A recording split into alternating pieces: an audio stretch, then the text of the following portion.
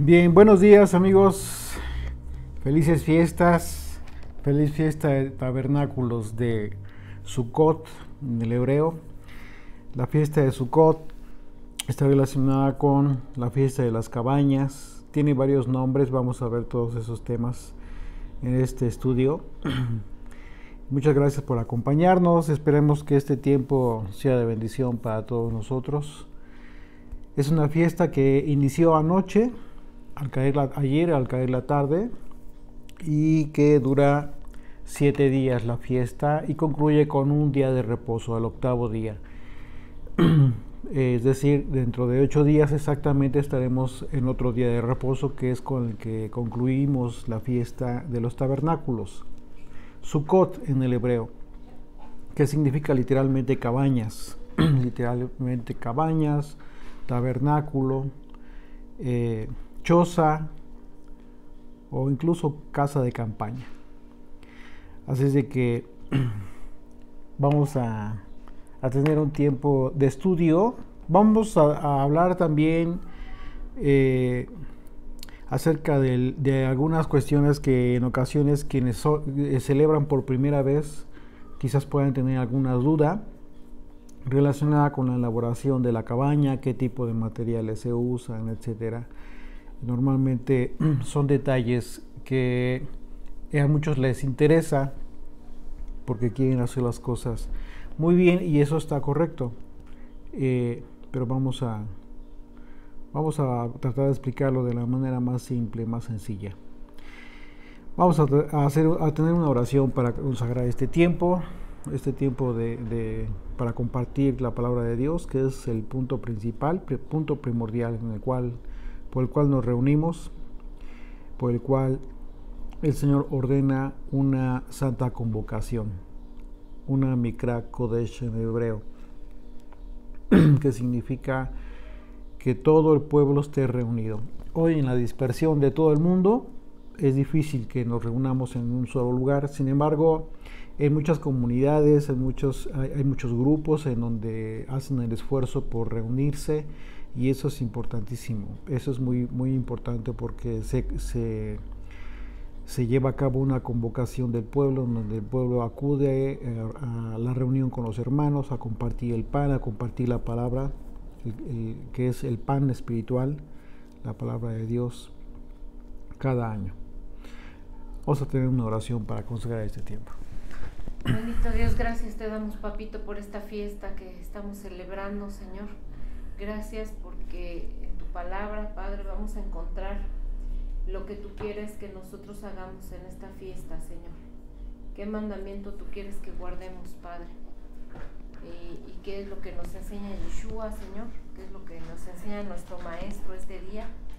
Gracias por la protección, por la habitación, por tu presencia en nuestra Sukkah, por protegernos, por el cuidado, Señor, que tú nos tienes en nuestra Sukkah.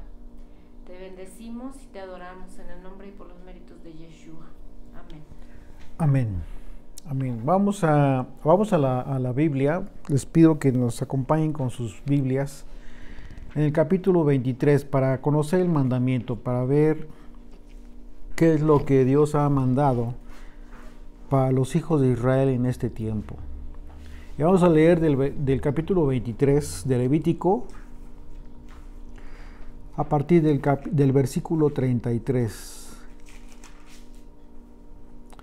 Dice: y habló el Señor a Moisés diciendo: habla a los hijos de Israel y diles: a los 15 días de este mes séptimo será la fiesta solemne de los tabernáculos al Señor por 7 días.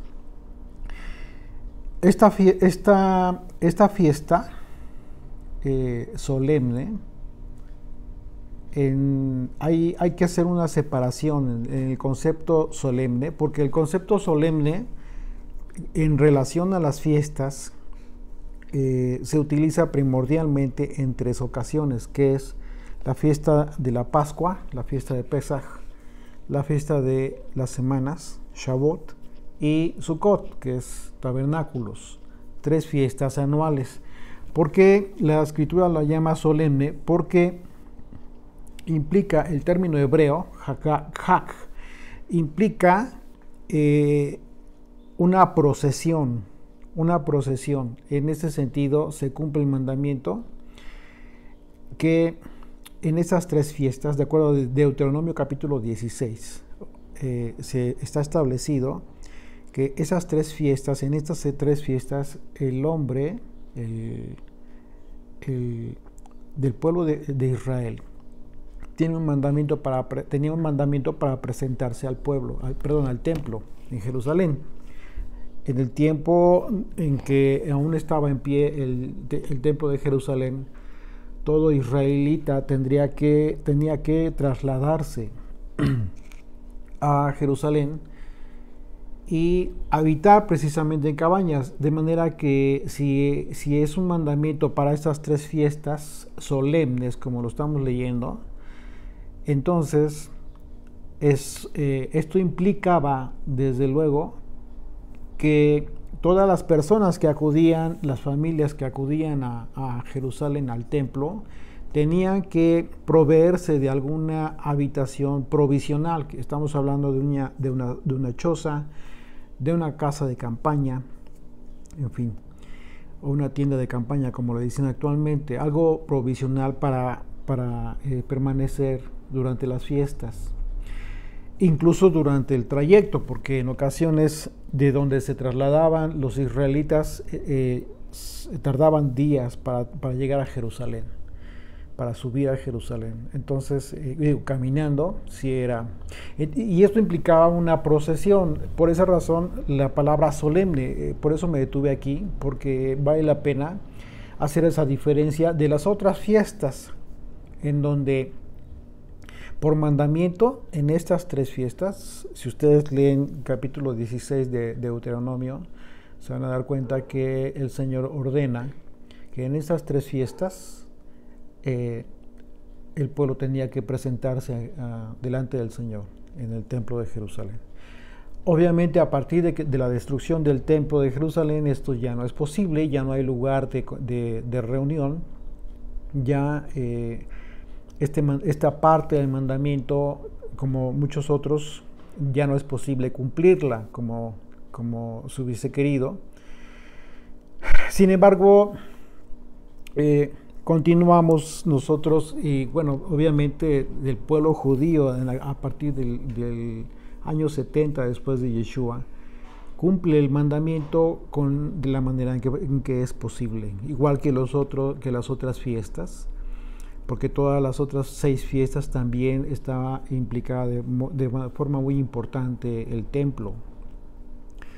Entonces,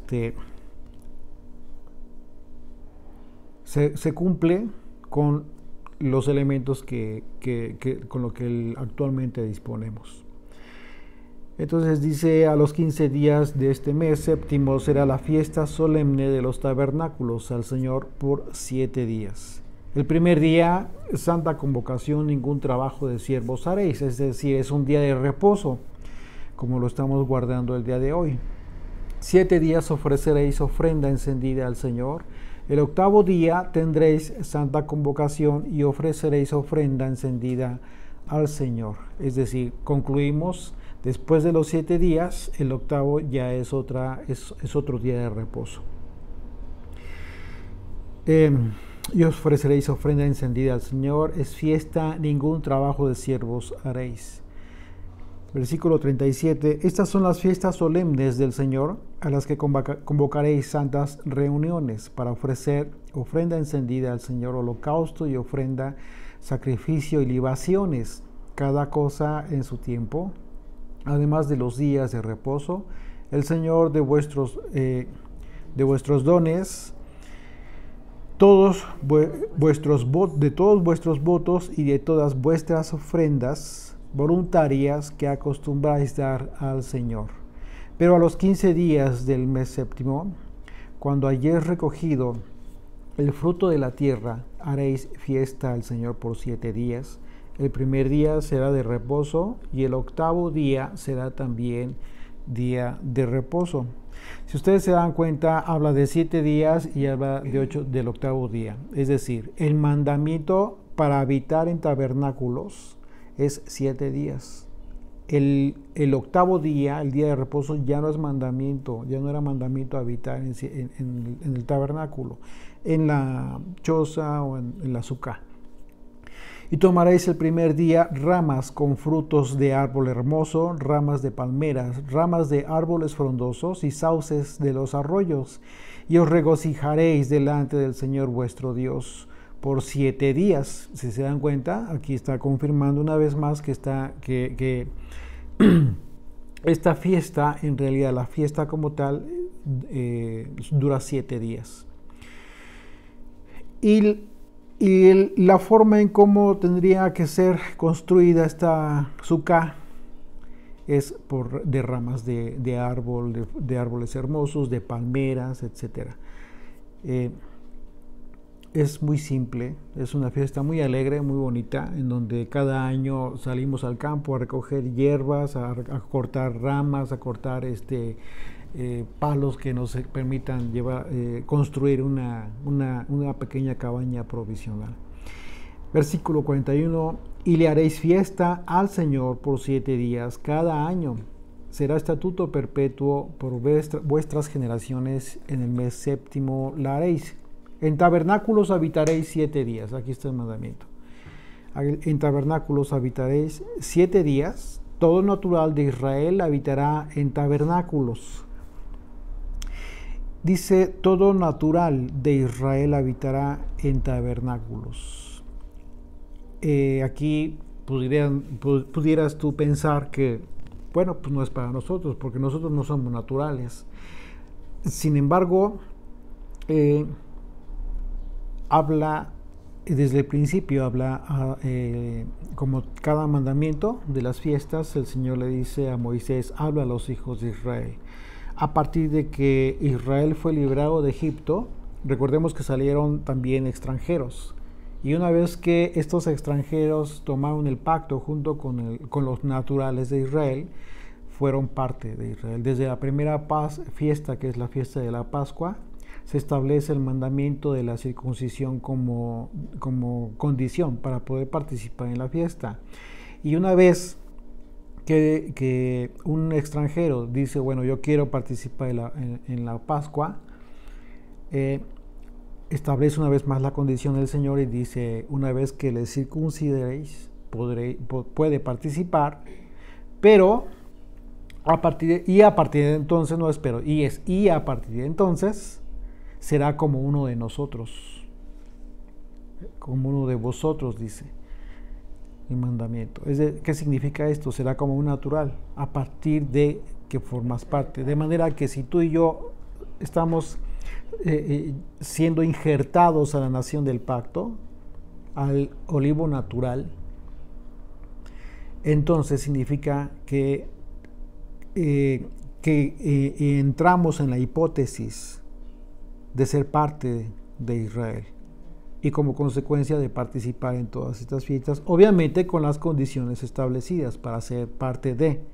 De otra manera, hablábamos en el estudio pasado, es en Génesis 17, acerca del mandamiento que le dio el Señor a Abraham respecto de la circuncisión, pues es imposible o simplemente no cabe a la razón que cualquier persona que participe en la Pascua o que no participe en la Pascua pueda participar en las otras fiestas. No tendría sentido y no es edificado en el espíritu de esta persona. No tendría sentido. Ok, dice, versículo, una vez más, 42, en tabernáculos habitaréis 7 días. Todo natural de Israel habitará en tabernáculos. Para que sepan vuestros descendientes que en tabernáculos hice yo habitar a los hijos de Israel cuando los saqué de la tierra de Egipto, yo el Señor vuestro Dios. Si se dan cuenta que ya está involucrando a todos aquellos que sacó de Egipto de la esclavitud y que incluye a aquellos extranjeros. Y así habló Moisés a los hijos de Israel sobre las fiestas solemnes del Señor. Ok, en ese sentido ya tenemos establecido el mandamiento. Ahora, uno de los aspectos que a mucha gente le preocupa en relación a la sucá, cómo debe ser construida, de qué material debe ser construida, qué requisitos, y muchas dudas surgen porque en el pueblo judío hay muchas reglas, hay muchas leyes incluso que ellos establecieron con relación al tipo, a la forma de construcción de una sukkah.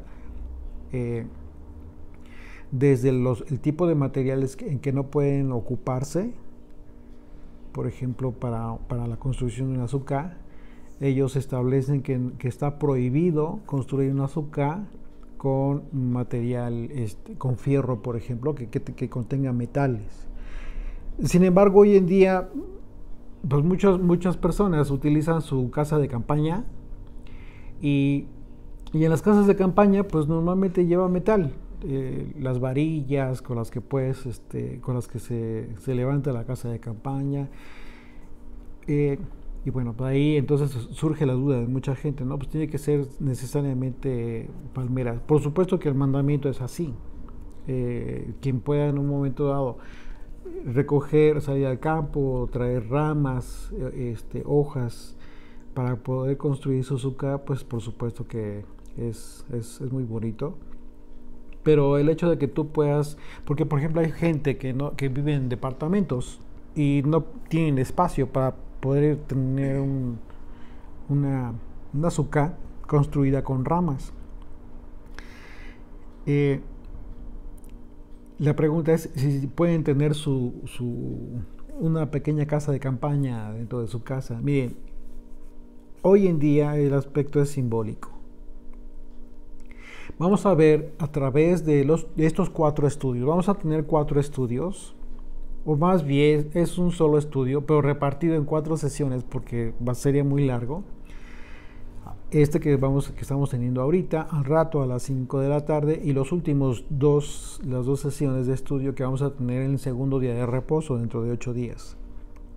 Vamos a ir viendo que en realidad ustedes se van a dar cuenta cómo es que el contexto del mandamiento, lo que ha querido Dios hacer con relación a su pueblo, es que Dios ha querido habitar en su pueblo, entre su pueblo. Ese es el anhelo del corazón de Dios. Y esa es una de las razones por la cual, estando en el desierto, Moisés recibió este mandamiento para la construcción del tabernáculo, conforme a la visión celestial que él tuvo en el monte, en Sinaí. Entonces, nos vamos a dar cuenta que hoy en día, la dispersión en la que nos encontramos, todos aquellos que estamos adhiriéndonos a la nación del pacto,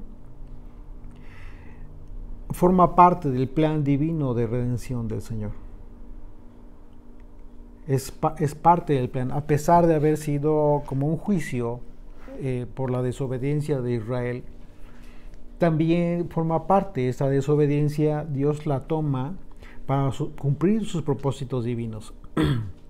Entonces, vamos a darnos cuenta cómo es que hoy en día, donde tú te encuentres, sin importar dónde sea, se cumple la profecía acerca de que Él nos sería un pequeño tabernáculo, un pequeño santuario en el lugar de nuestra dispersión, a donde quiera que donde nos encontremos. Esta profecía es hermosa si entiendes que a pesar de que estemos en la dispersión, el Señor está con nosotros. Este pequeño santuario del que habla el profeta está relacionado con este tema precisamente. ¿Por qué? Porque es justo el propósito del corazón de Dios. El anhelo de Dios es habitar con su pueblo. Entonces, vamos a ver en qué consiste también eso. ¿Cómo es que debemos de entenderlo? Para poder tener paz y para poder estar tranquilos en el momento en que nosotros, si tú no puedes ir por determinadas circunstancias a reunirte con otros hermanos en alguna parte, pues no te pongas tan triste. Digo, siempre hay oportunidades para hacerlo, no siempre hay oportunidad para hacerlo, pero eso no significa que te sientas mal o que piensas que ya estás incumpliendo con el Señor o de ninguna manera.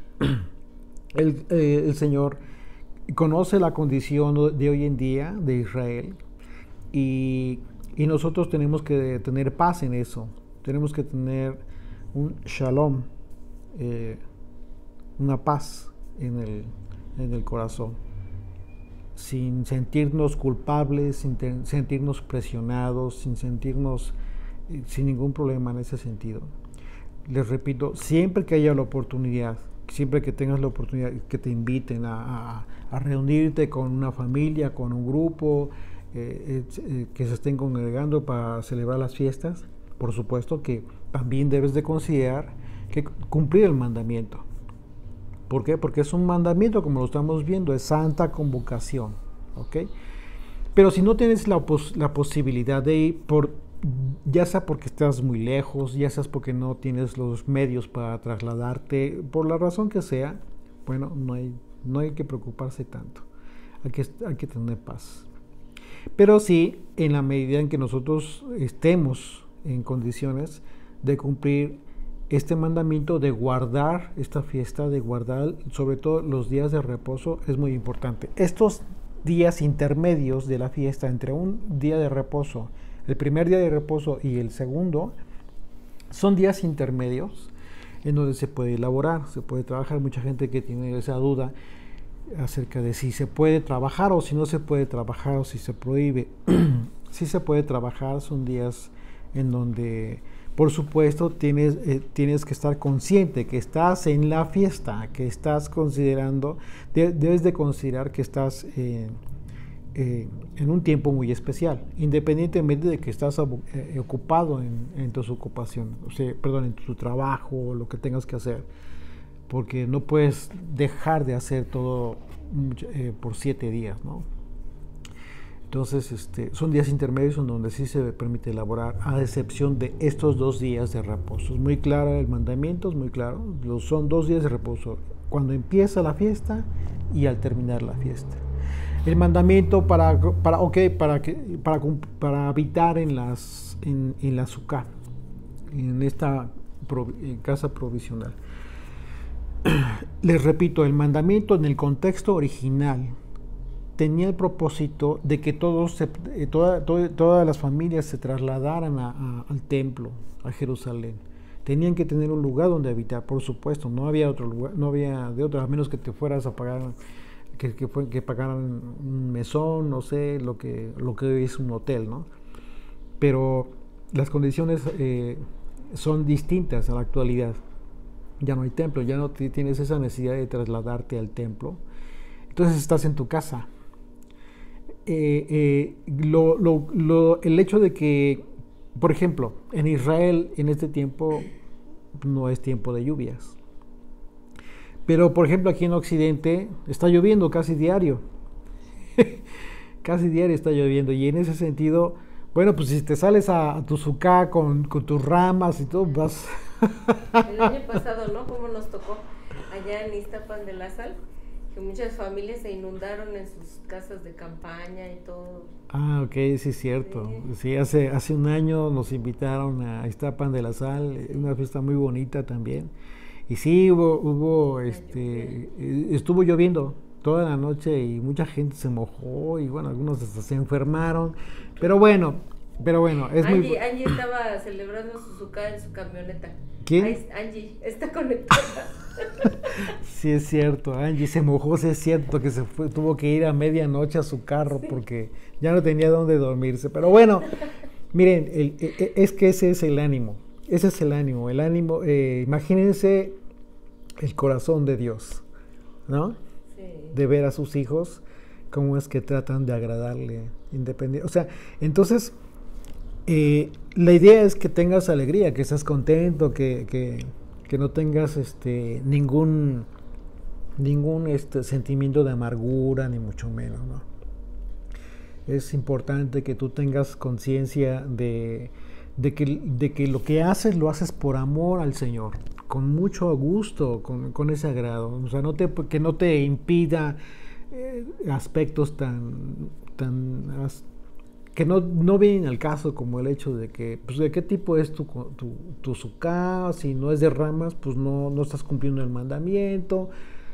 No, hoy en día no es posible cumplir el mandamiento de esa manera. Y el Señor lo sabe. El Señor a propósito permitió todo esto, permitió que la dispersión, permitió que no existiera el templo. ¿Por qué? Y volvemos una vez más, como lo hemos estado tocando en los últimos estudios, porque Dios ha querido que el hombre entienda el propósito espiritual de cada mandamiento. Porque si tú lo entiendes en el espíritu, vas a poder vivirlo. Vas a poder vivirlo de acuerdo a la intención que Dios quiso. Por esa razón, Yeshua, cuando enseñaba, habéis oído que la ley dice esto, pues yo os digo esto. O sea, no estaba cambiando la ley, sino lo que estaba diciendo es que lo que estaba haciendo el Señor era preparar a sus discípulos para comprender los mandamientos, para comprender la Torah a un nivel más elevado, no en la carne, no cumplir el mandamiento en la carne, en lo físico, en lo terrenal solamente, sino en el espíritu, porque si tú lo entiendes en el espíritu y lo comienzas a obedecer así, comienzas a vivirlo, comienzas a hacerlo material, pero en un sentido correcto. Sí. Sí, lo que pasa es de que hay que entender que el Señor lo que quiere es que volvamos al origen, porque desde Génesis 1:1, en la expresión que dice, en el principio Dios creó los cielos y la tierra, en la palabra en ya está implícita ahí un azúcar. Entonces Él quiso hacer desde el origen una habitación, un tabernáculo para nosotros, donde pudiéramos estar protegidos, cuidados y sustentados. Así es. El caso es de que por el pecado vino todo esto, y a final de cuentas las profecías dicen que será levantado el tabernáculo, otra vez la azúcar caída de David. Entonces, a final de cuentas volvemos al origen. Lo que quiere el Señor es levantar una habitación donde todos estemos nosotros con Él, para volver al origen, lo que Él quería en un principio de nosotros, ¿no? Así es. Habitar entre su pueblo, habitar en nosotros, protegernos, cuidarnos y cuidar a su pueblo. Eso es todo. Así es. Exacto, eso es lo que la intención del Señor. Por esa razón vemos cómo es que incluso hay algunas imágenes en donde se ve el tabernáculo en el desierto y alrededor del tabernáculo las sucas, todas las habitaciones provisionales del pueblo de Israel. Y por esa razón acabamos de leer el mandamiento, para que recuerden cómo es. Ahora, ¿cuál fue el propósito? El propósito de recordar que Dios sustentó a Israel en el desierto es precisamente eso, con la misma intención, la intención de que el hombre hoy en día, al recordar aquello, entienda que de la misma manera, sin importar todas las comodidades que hoy en día tienes, el único que te sustenta en realidad es Él. Eso es bien importante entenderlo, porque de esa manera entonces no tienes la aflicción del sustento por tus propias manos. Por supuesto que tienes que esforzarte, claro que sí, hay que trabajar. Dijo Pablo, el que no trabaja, que no coma. Pero eso es diferente, porque tus motivos son otros, son distintos. Ya no son solamente el afán, sino el esfuerzo, porque tienes que cumplir con responsabilidades, pero sabes de antemano que tienes esa tranquilidad, que el Señor te va a dar lo que necesites, no te va a dar lujos. Si tú estás buscando lujos, eso sí, no pienses en Él, porque Él no está ocupado en eso. El Señor te va a dar lo que necesites, porque Él sabe lo que sus hijos necesitan. Hoy en día ese es el punto a concientizar. El sustento que nosotros tenemos, la dependencia total en Dios en todo lo que hacemos. Es un tiempo, son 7 días en lo que, aunque como lo digo, son días intermedios después del primer día de reposo. Es un tiempo muy importante para meditar en ese aspecto, en la sustentabilidad de Dios para con su pueblo. ¿Ok? Si nosotros somos conscientes de ello, no vamos a tener afanes, no vamos a tener tanto problema con relación al estrés, a estarnos preocupando por el día de mañana de más. Pues por supuesto que puedes hacer planes, sí, pero no a grado tal de que te quite el sueño. Eso no sería lo correcto. En todo eso es en lo que tenemos que pensar. Y uno de los aspectos muy hermosos, muy bonitos que nos hace recordar esta fecha es precisamente lo que acontece con relación a Yeshua. Porque recordemos que uno de los aspectos más importantes que ha querido Dios es en todas las fiestas. En las 7 es que nuestra comprensión de la fiesta sea directamente enfocada en Él, en el autor de la salvación, en el autor de todos estos mandamientos que recibimos. ¿Por qué? Porque en todas y cada una de las fiestas anuales, Yeshua tiene el papel más importante. Él es el protagonista. Entonces, si nosotros vemos cómo es que el Señor anheló vivir con su pueblo, entre su pueblo, desde que le dio la instrucción a Moisés para construir el tabernáculo, nosotros vemos en Yeshua precisamente el cumplimiento del anhelo de ese anhelo de Dios, de habitar, de tabernaculizar entre nosotros. Entonces es fundamental que nosotros primordialmente meditemos en eso. Si realmente te interesa, hiciste con mucho cariño tu sukkah, construiste levantaste tu casa de campaña dentro de tu casa, en tu jardín, en tu terraza, donde sea, pues piensa primordialmente en esto. Recordemos, la palabra de Dios dice claramente que seamos como niños en la malicia, pero que seamos maduros en el espíritu. Ese es el propósito de ese consejo. Que tengamos una madurez con relación a toda nuestra fe, que nuestra fe madure cada año, que no se quede en lo mismo, solamente, porque de otra manera quedarías en un tiempo de alegría, de fiesta, pero quizás está faltando meditar, profundizar en el mandamiento. ¿Qué quieres, Dios, que yo haga? ¿Qué has querido que yo entienda en este tiempo? Pero eso lo vas a saber si tú te enfocas, si tu mente se enfoca en Jesucristo. ¿Qué tiene que ver con esta fiesta? ¿Cómo fue cómo es que Él está involucrado? Y te vas a sorprender cuando te das cuenta que Yeshua está involucrado en la fiesta de Sukkot desde que nace. Desde que nace. Y hasta poco antes de ir a la cruz. Es impresionante, porque todo el contexto de la fiesta de Sukkot implica precisamente el propósito de la vida de Jesucristo, desde el inicio y hasta el final, con el tiempo del reino eterno. Vamos a la Biblia para poder ir abordando este tema. Vamos a Lucas, por favor. Y los amigos que nos acompañan en los estudios de Shabbat, de cada Shabbat de las tardes, seguramente ya recordarán que recientemente tuvimos este estudio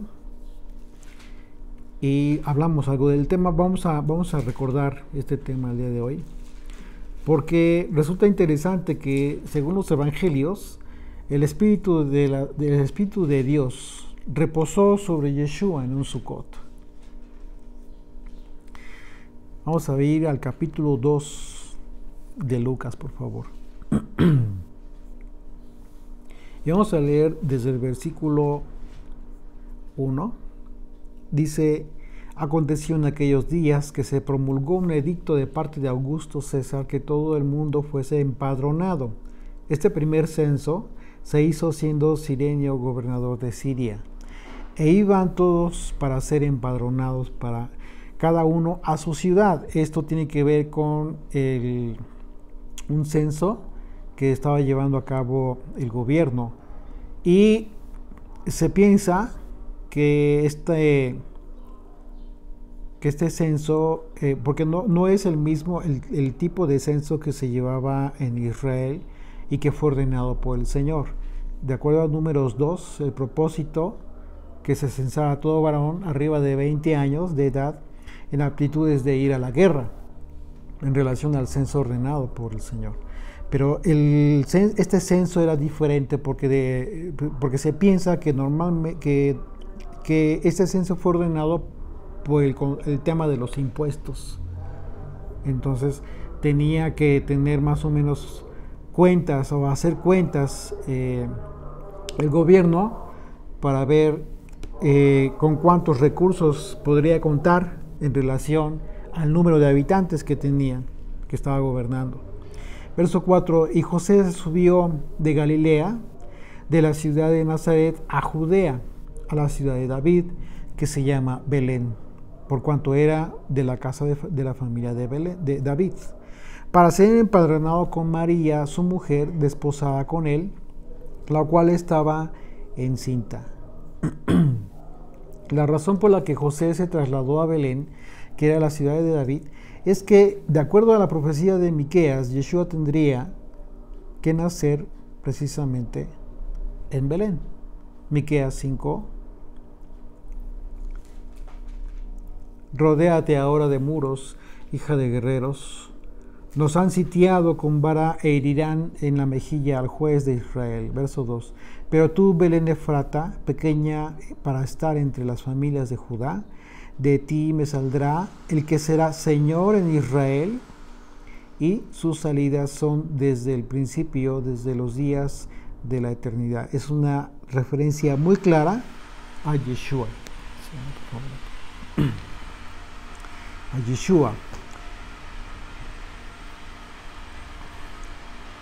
Ok, dice verso 5, para ser empadronado con María, su mujer, desposada con él, la cual estaba encinta, y aconteció que estando ellos allí, se cumplieron los días de su alumbramiento.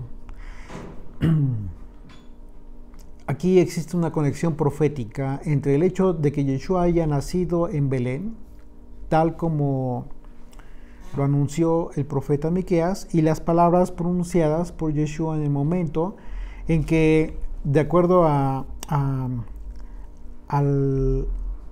Evangelio de Juan, cuando lo fueron a buscar al Señor, unos griegos preguntaron por él, previo a que fuera a la cruz. Ahora bien, la palabra Efrata, que se menciona en la profecía de Miqueas, significa llevar fruto, literalmente, Efraín, y está relacionado con la palabra Efraín, Efrata, Efraín. Entonces, si te das cuenta, fíjate, dice Juan 12:24, de cierto os digo que si el grano de trigo no cae en la tierra y muere, queda solo, pero si muere, lleva mucho fruto.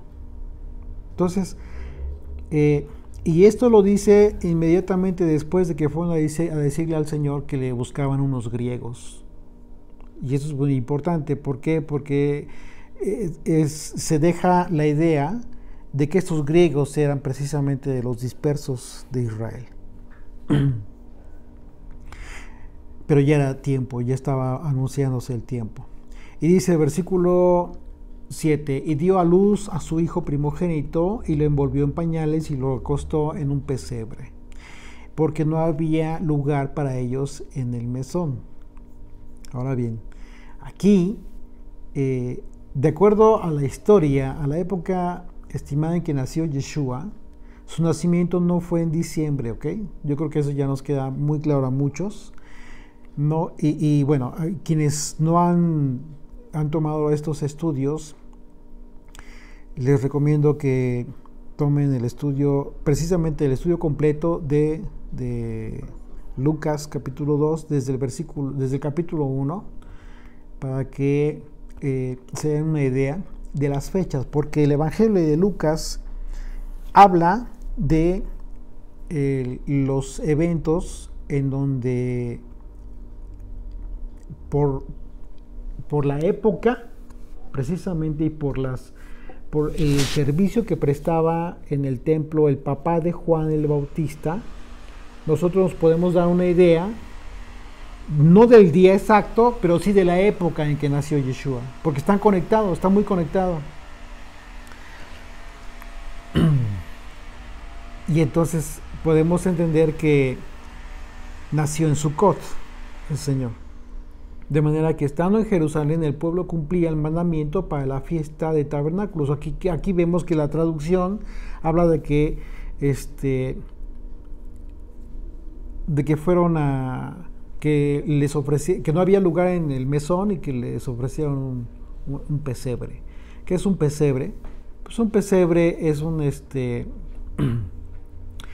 es un comedero para animales. Es un lugar donde guardan el forraje, el alimento para los animales. Y supuestamente, como ya no alcanzaron lugar en el mesón, lo que hoy en día podría ser un hotel o una casa de huéspedes, dice, bueno, se quedaron en el pesebre. Pero nos vamos a dar cuenta que, de acuerdo a ciertos datos históricos que nos arroja el propio Evangelio de Lucas, en realidad no se trataba de un pesebre, sino se trataba de una casa provisional construida, porque en Israel se estaba cumpliendo este mandamiento, como cada año se llevaba a cabo la construcción de sucas, de tabernáculos provisionales. Entonces, no importa que no conozcamos el día exacto, finalmente la Biblia, y esto hay que ser muy claros, la Biblia no habla de que festejemos el día del nacimiento de Jesucristo. Eso la Escritura no lo menciona, y tampoco lo menciona, mucho menos como un mandamiento. Esto de festejar el nacimiento de dioses, por decirlo de una forma, viene de una práctica pagana. Cuando el Imperio Romano llega el momento en que comienza a emitir ciertos decretos para empezar a segregar a todo el pueblo judío que estaba interesado en mantener su fe y toda la identidad de su cultura, Roma comienza a llevar a cabo un sincretismo religioso, es decir, una mezcla que ellos ya traían de mucha idolatría, pero para involucrar a todos aquellos creyentes en Jesucristo, y comienzan a cambiar fechas, comienzan a cambiar conceptos, en fin, una serie de cosas. Comienzan a llevar a cabo edictos en donde se comienza a prohibir el Shabbat, se comienza a prohibir todas aquellas cosas que identificaban al pueblo de Israel con la Torá, con los mandamientos de la Torá. No propiamente con la tribu de Judá, hay que ser claros. ¿Por qué? Porque en aquel entonces el pueblo estaba interesado, sobre todo después de haber conocido la enseñanza, la doctrina de Yeshua. Lo que estaba interesado el pueblo era en mantener su identidad conforme a los mandamientos de Moisés, no tanto conforme a la cultura o tradición que ya traía el pueblo judío. Ellos estaban interesados y el tema era ese. Entonces el tema el propósito de la Iglesia Católica Romana, que nace ya como por el siglo IV después de Jesucristo, pero antes, desde el siglo 300, como por el 315, con el concilio de Nicea, más o menos, más adelante, después a través de otros concilios, comienzan a llevarse a cabo edictos por los cuales se ordenaba ciertas medidas que al pueblo ya le impedía practicar la fe hebrea. Y quiero ser claro, les impedía practicar la fe hebrea, ¿ok?, que había recibido como enseñanza de Jesucristo. Pero al mismo tiempo les ofrecían a Jesucristo como un Dios. Y entonces esto del 24 de diciembre, de la supuesta fecha en que nace Jesús, todo es parte de este sincretismo político-religioso, muy a propósito, con este fin. Es un fin político que involucra, por supuesto, a la religión, y mucha gente, por supuesto, que se va con esa idea y se mantiene por los siglos. Después nace la Iglesia Católica y esto se hace más fuerte, en fin. Entonces, el asunto es que lo que nosotros tenemos que tener muy claro es que la Biblia no te enseña. Ok, voy a silenciar. Me dicen que por ahí, por favor, no abran su micrófono en este momento, hasta el momento en que si entran a Zoom, por favor no abran su micrófono en este momento, se los ruego, hasta que, bueno, o sea, después de que terminemos el tema. Hoy no hay cuestionario, pero sí, por favor, para que no haya esta distracción. Muchas gracias. Les decía entonces que la Biblia no nos dice que tengamos que celebrar el nacimiento, la fecha de nacimiento de Yeshua. Ahora, ¿con qué propósito entonces hablamos de la fecha aproximada en que nació Yeshua? Bueno, porque es muy importante, primeramente, erradicar la idea equivocada acerca de la fecha. Porque como estamos viendo, como lo estamos analizando, la idea errónea que se tiene acerca de la época en que nació Jesucristo sirvió sobre todo para fines políticos religiosos. Entonces ese es el propósito, eso es lo importante, que tendríamos nosotros que erradicar esa idea. Y en segundo lugar, a nosotros nos habla del tiempo, este tiempo maravilloso, porque proféticamente hablando, se cumple un aspecto muy importante a partir del nacimiento de Jesucristo. ¿Por qué? Porque como vamos a ver en Lucas, el ángel le dice a los pastores que estaban en aquel entonces que había nacido el Salvador de Israel. Vamos a por favor a Lucas 1, un poquito más atrás. Y vamos a ver cómo es que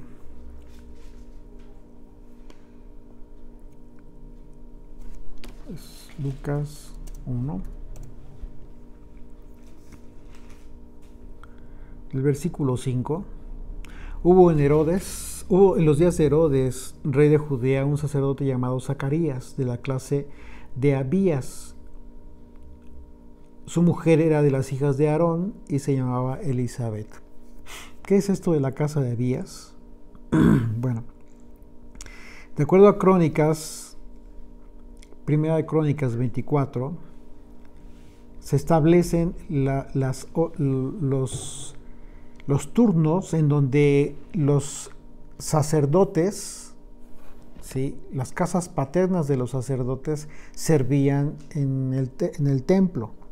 Entonces, vemos en Primera de Crónicas 24, versículo 8, a partir del versículo 8 dice: la tercera a Harim, la cuarta a Seorim, la quinta a Malquías, la sexta a Mijamín, la séptima a Cos, la octava a Abías. Esta orden de Abías es en donde para la época de previa al nacimiento de Juan el Bautista, su padre, Zacarías, estaba sirviendo en esta orden. Ahora bien, esta orden se llevó a cabo aproximadamente en la época de David. David fue quien estableció este orden de servicio en el templo de Jerusalén. Aunque no construyó el templo David, él fue el que llevó a cabo esta organización de servicio de los sacerdotes en el templo. Ahora bien, esto es importante que nosotros lo entendamos para poder sacar o para poder llevar la fecha más o menos aproximada en el tiempo en que servían las órdenes. ¿sí? Así es de que ya el versículo 8 nos indica que se encontraba el servicio en el templo tal y como correspondía a su división. Ahora bien, mientras él actuaba como sacerdote en la asignación de su división delante de Dios, él tuvo una visión. Si ustedes leen más adelante el capítulo 1, se van a dar cuenta que el ángel se le aparece a Zacarías y le anuncia el embarazo de su esposa que iban a hacer. El versículo 24 nos dice que Elizabeth quedó encinta al terminar el servicio del templo. Es decir, vamos al 24, dice: después de aquellos días, después de aquel servicio que llevó a cabo Zacarías, concibió su mujer Elizabeth y se recluyó en casa por 5 meses. Se van a dar cuenta que cuando el ángel le hizo este anuncio, Zacarías no creyó. Y por causa de su incredulidad quedó mudo, no habló. ¿Sí? ¿Y en qué momento habló Zacarías? Hasta después de que nació el bebé, y justo, no solamente después de que nació, sino a los 8 días, cuando ya le iban a poner el nombre, que ya lo fueron a circuncidar a Juan el Bautista, le iban a poner nombre. En ese momento es cuando el Señor le permite hablar, y como le permite hablar, cumple el mandamiento de ponerle por nombre Juan, Johanán. Así es de que la casa de Abdías tenía el servicio en el templo la segunda semana del mes de Siván, es decir, aproximadamente la última semana de mayo, ¿sí? Recuerden que ya los meses hebreos por nombre es a partir después de Babilonia, de la dispersión de Babilonia, el pueblo judío. Anteriormente normalmente simplemente se designaba por número de mes, pero después se les pone el nombre y más o menos es por esa fecha, como por la última semana de mayo. Con lo cual Elizabeth quedaría encinta las primeras semanas de junio. ¿Ok? Lleva la fecha. Entonces el versículo 26 nos indica que estando ella en el 6º mes, es cuando queda encinta María. Vamos al versículo 26. Lleva en sus cuentas. Dice: el 6º mes del ángel Gabriel, el ángel Gabriel fue enviado por Dios a una ciudad de Galilea llamada Nazaret, a una virgen desposada con un varón que se llamaba José. Estamos hablando de Miriam, María, de la casa de David, y el nombre de la virgen era María. Y estando el ángel en donde ella estaba, dijo: salve muy favorecida, el Señor es contigo, bendita tú entre las mujeres. Mas ella, cuando le vio, se turbó por sus palabras y pensaba qué salutación sería esta. Entonces el ángel le dijo: María, no temas, porque has hallado gracia delante de Dios, y ahora concebirás en tu vientre y darás a luz un hijo, y llamarás su nombre Yeshua, Jesús. Jesús es el nombre transliterado del griego, pero su nombre original es Yeshua, que significa salvación. Este será grande y será llamado Hijo del Altísimo, y el Señor Dios le dará el trono de David, su padre, y reinará sobre la casa de Jacob para siempre, y su reino no tendrá fin. Entonces María dijo al ángel: ¿cómo será esto? Pues no conozco varón. Respondió el ángel y dijo: el Espíritu Santo vendrá sobre ti, y el poder del Altísimo te cubrirá con su sombra, por lo cual también el santo ser que nacerá será llamado Hijo de Dios. Y dice: y he aquí, versículo 36, y he aquí tu parienta Elizabeth, ella también ha concebido hijo en su vejez. Y este es el 6º mes para ella. Aquí está la fecha. De aquí partimos para que tú comiences a hacer las cuentas. Es decir, para el tiempo en que el ángel se le apareció a Miriam, a la mamá de Yeshua, Elisheba, la esposa de Zacarías, ya tenía 6 meses de embarazo. ¿Ok? Si estamos hablando entonces Si estamos hablando de que, vamos a hacer las cuentas, si estamos hablando de que aproximadamente en junio concibe Elizabeth, ¿para cuándo se le apareció el ángel a María? Para Diciembre o principios de enero. ¿Ok? Entonces, concibe, pon tu diciembre, más o menos, cuenta 9 meses de gestación: enero, febrero, marzo, abril, mayo, junio, julio, agosto, septiembre u octubre, porque normalmente es a finales de septiembre u octubre, en donde, contando a partir de diciembre, pero si cuentas a la mitad de enero, es más o menos exactamente esta fecha, es decir, hoy. ¿Sí? 9 meses de gestación en donde nace Yeshua. ¿Te das cuenta de lo importante que es esto? Sí. Así es de que esto, ahora, ¿por qué es importante conocerlo? Solamente, en primer lugar, para desvirtuar la idea, la falsa enseñanza de que Jesucristo nació en diciembre. No es así. Esto no fue así.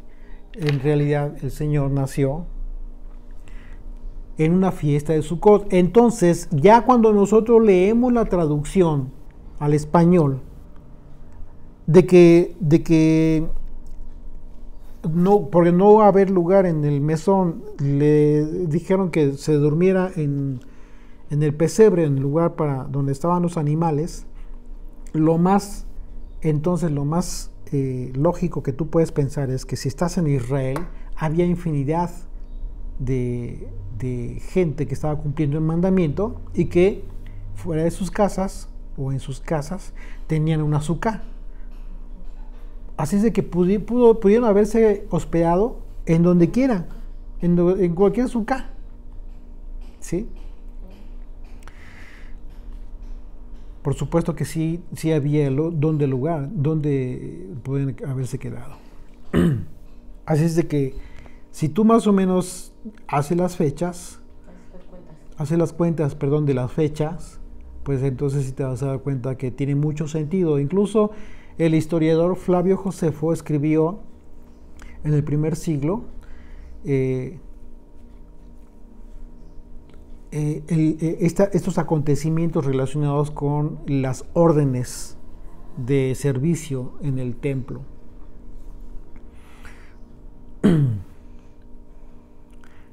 Ok.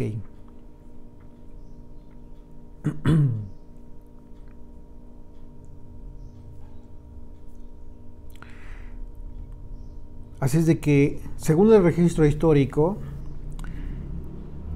ya regresando al tiempo de Yeshua, hay una fiesta o había más bien en Jerusalén una fiesta, una celebración religiosa que se practicaba en esta época de Sukkot, durante todos los días en las mañanas. Esta fiesta se le llamaba Simchat HaShoeva. No, Simchat Torah es otra.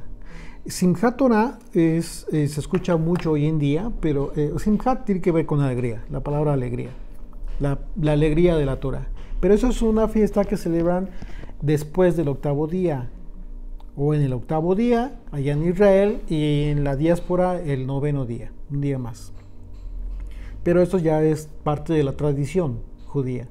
No es lo que se lleva a cabo. A lo que yo me refiero es a una práctica que se lleva a cabo en el templo todas las mañanas. Simchat HaShoeva, que en la traducción se puede traducir como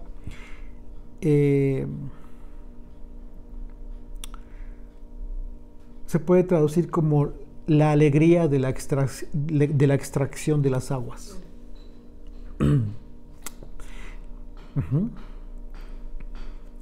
Este día, supuestamente, según los registros históricos, en estas fechas, en esta época, y cuando se llevaba a cabo esta práctica, se dice que Jonás fue al templo, como muchos, pero que en esta época, en una de esas ocasiones, fue cuando el Espíritu de Dios posó sobre él, para que comenzara a profetizar, para que comenzara su ministerio de profeta, Jonás.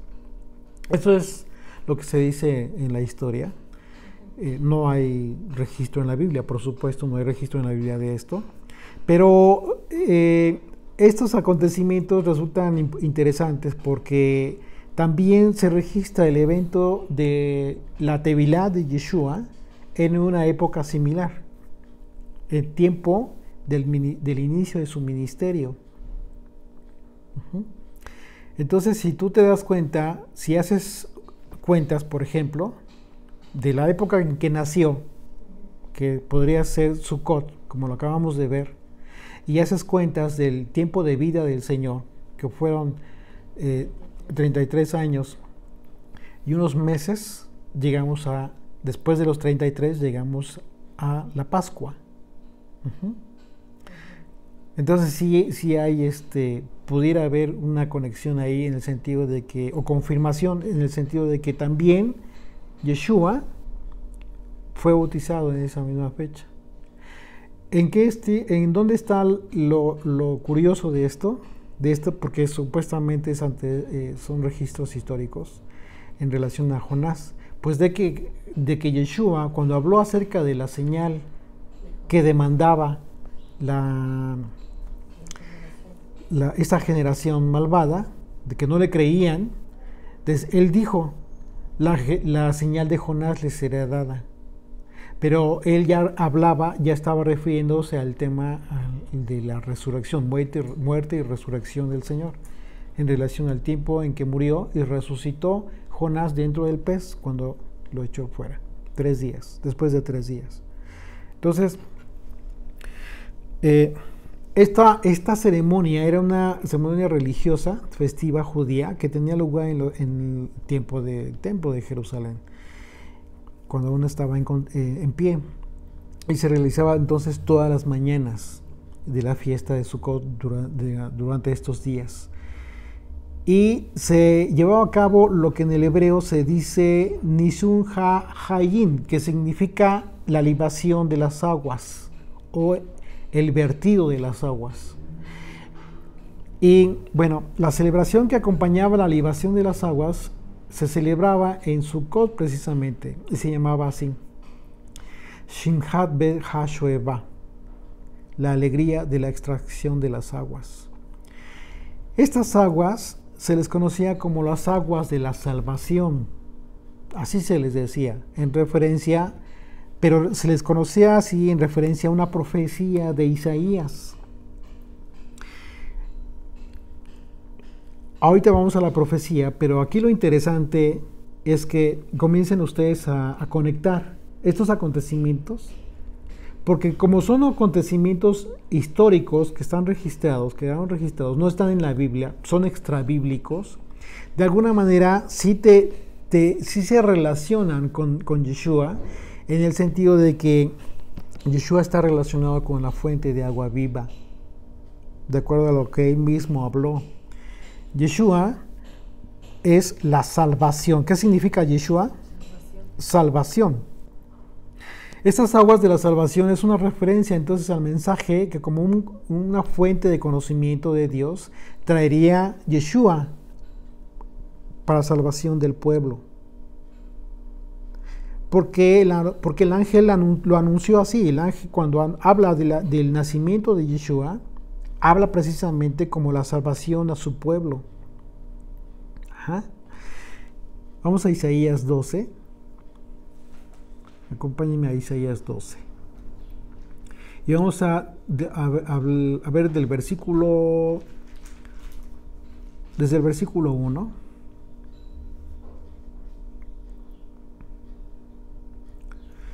Dice, en aquel día dirás, cantaré a ti, oh Señor, pues aunque te enojaste contra mí, tu indignación se apartó y me has consolado.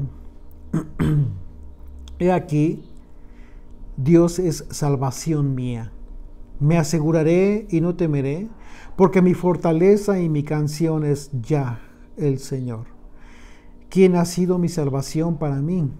Sacaréis con gozo aguas de las fuentes de la salvación. Aquí está. Esta es la referencia por la cual se llevaba a cabo este ritual, este acontecimiento en el templo. Y diréis en aquel día: cantad al Señor, clamad su nombre, haced célebres en los pueblos sus obras, recordad que su nombre es engrandecido. Cantad salmos al Señor, porque ha hecho cosas magníficas, sea sabido esto por toda la tierra. Regocíjate y canta, oh moradora de Sión, porque grande es en medio de ti el Santo de Israel. Fíjate cómo lo dice el profeta: grande es en medio de ti. Una vez más, como el que habita entre su pueblo. De manera que si el profeta está hablando del tiempo en que el pueblo de Dios recibiría la oportunidad de sacar aguas de la salvación, esto bien podría ser una referencia a las propias palabras del autor de la salvación. ¿Quién es el autor de la salvación? Yeshua, porque él lo expresó justo en una fiesta de los tabernáculos. Acompáñenme a Juan capítulo 7, por favor.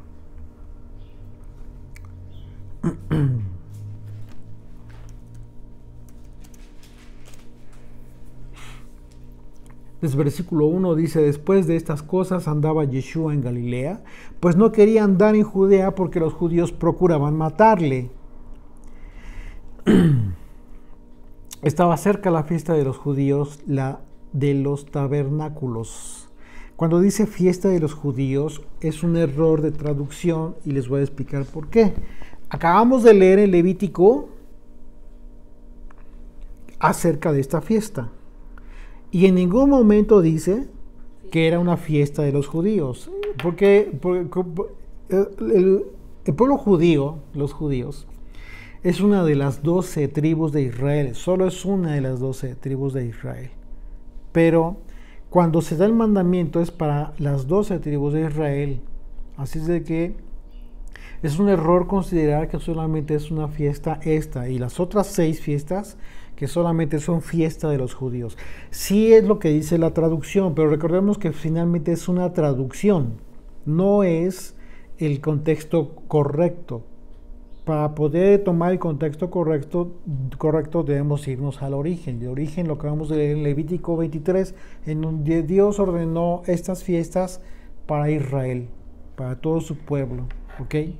Así es de que, solo como aclaración, en realidad nunca fue una fiesta para los judíos, fue una fiesta para Israel. Tabernáculos, que es la palabra skenos en el griego, que significa como una habitación temporal, y figurativamente hablando, el cuerpo humano, como una morada del espíritu. ¿Ok? Entonces ya te estás dando cuenta el sentido espiritual de la fiesta de los tabernáculos. El sentido correcto espiritual hoy en día de la fiesta de los tabernáculos tiene todo que ver con el aspecto espiritual de tu vida, con que Dios habite en ti. Tú estás siendo un tabernáculo, y si recordamos la profecía, entonces significa que Dios prometió que Él nos sería un santuario en donde quiera que nos encontráramos. Está hablando de nosotros mismos, de nuestra propia vida, de tu propio cuerpo como tal.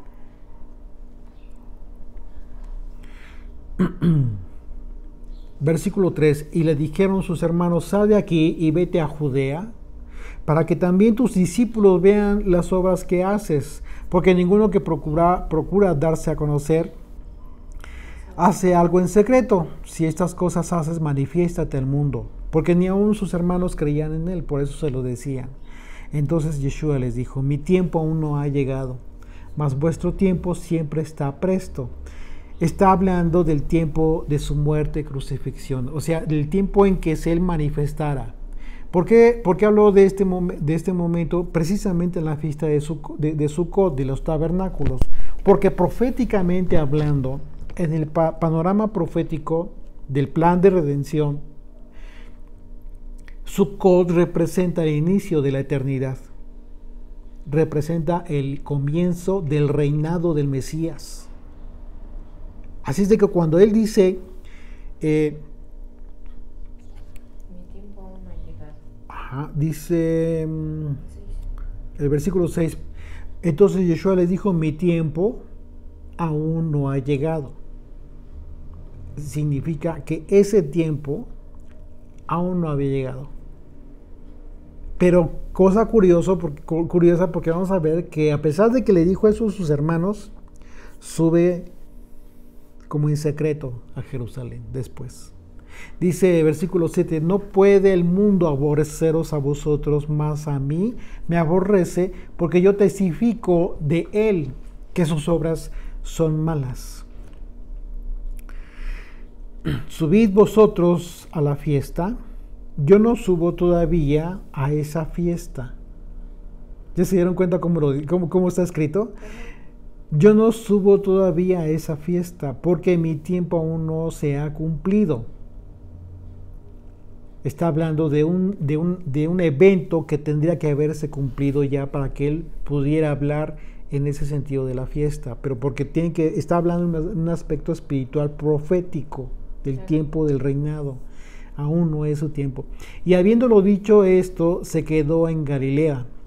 De los gentiles. En Galilea de los gentiles. Y vamos a ver cómo es que esto tiene todo el sentido cuando él sube en lo secreto para el pueblo judío, pero a la vista de los extranjeros. Dice, verso 10, pero después que sus hermanos habían subido, entonces él también subió a la fiesta, no abiertamente, sino como en secreto. Y acaba de mencionar que ¿dónde se quedó? En Galilea. En Galilea de los gentiles. ¿Qué representa Galilea? Las naciones. Galilea representa a todos los gentiles, tal cual. A gentiles, naciones, extranjeros, pero que tendrían el propósito de ser injertados.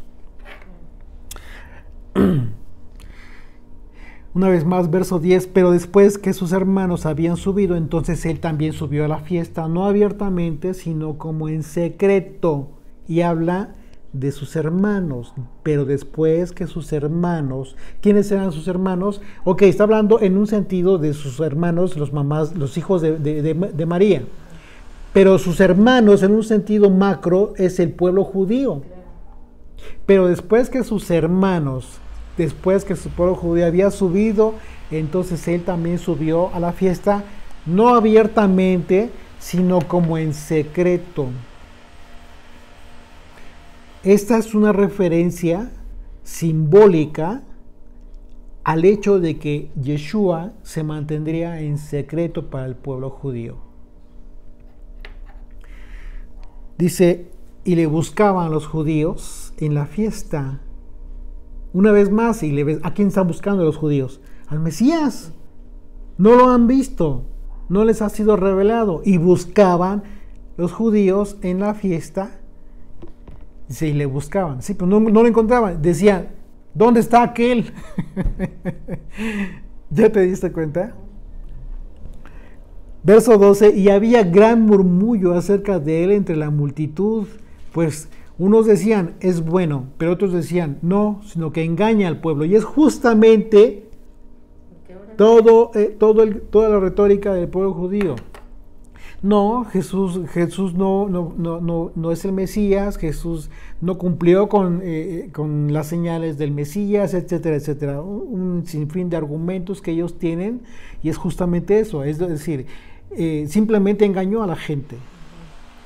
En el Evangelio de Marcos vimos cómo es que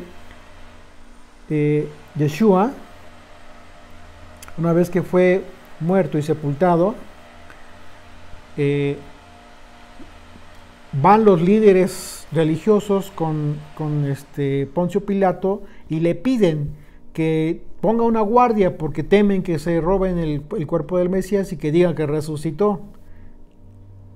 Cuando son informados estos líderes de lo que realmente sucedió acerca de que descendió el ángel, movió la piedra y se desmayaron del miedo, del terror.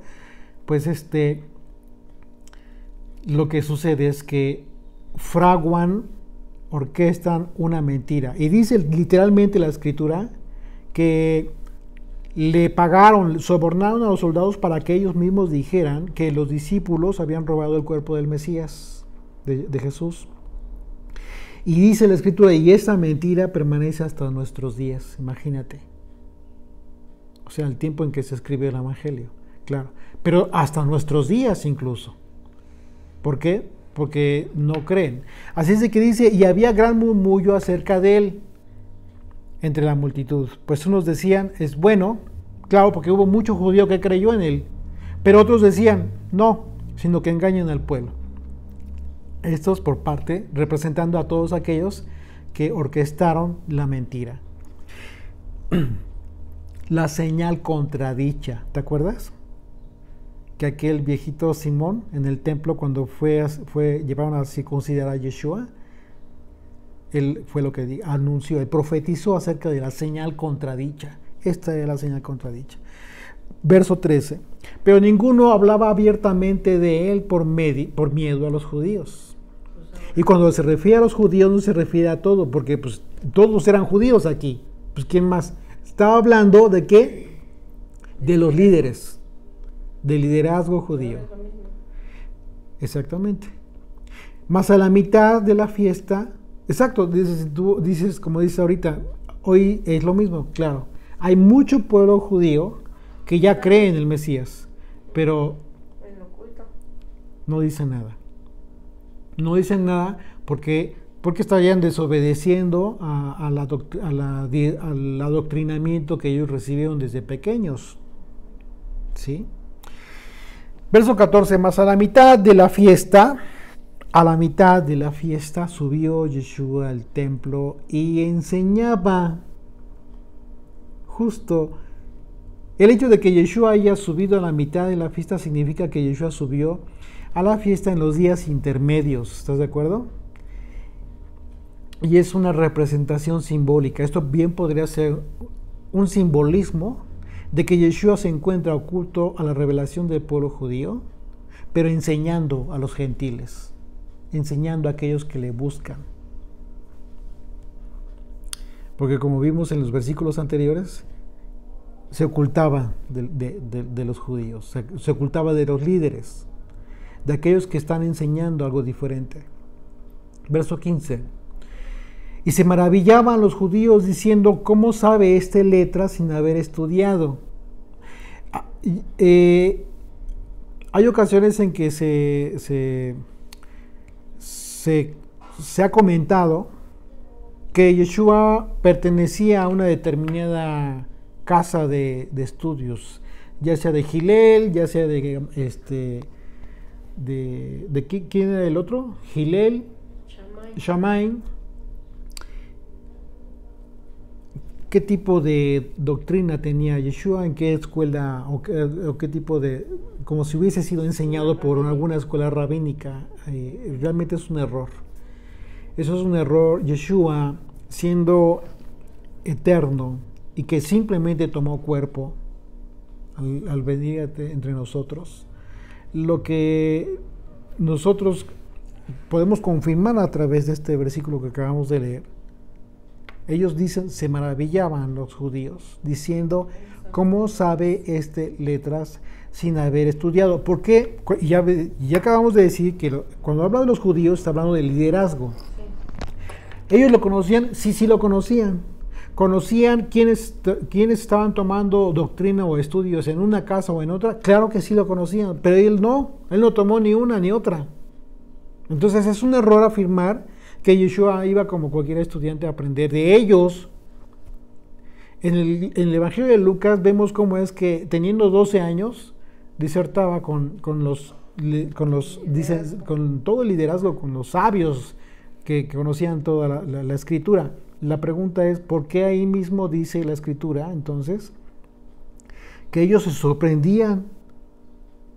Y dice que le preguntaban, dice la escritura que ellos le preguntaban a él, al niño de 12 años, Dios. Eso te dice claramente que traía un conocimiento de antemano divino.